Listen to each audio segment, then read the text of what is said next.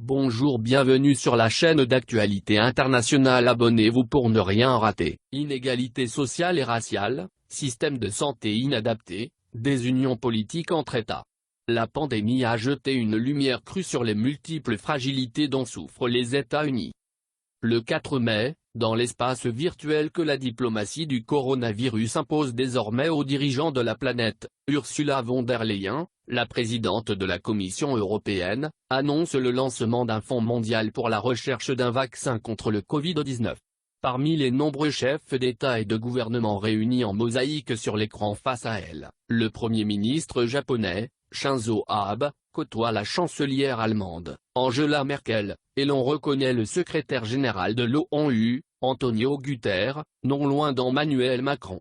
Un dirigeant brille par son absence, le président des États-Unis.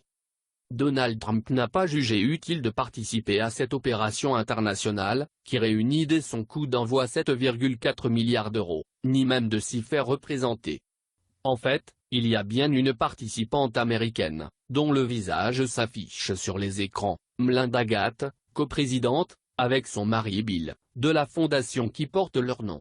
Très active dans le domaine de la santé publique, la fondation Gates annoncera le même jour que ses dons pour la recherche sur le Covid-19 s'élèvent à 300 millions de dollars. Que la présence américaine à un sommet mondial soit assurée par une philanthrope privée, aussi riche soit-elle, et non par un dirigeant politique, en dit long sur l'effacement de la puissance américaine sur la scène diplomatique. La veille, Melinda Gates ne s'est d'ailleurs pas privée de critiquer cette absence. Le manque de leadership des États-Unis est extrêmement décevant, confie-t-elle aux Échos. C'est pour cela que nous nous sommes tournés vers l'Europe.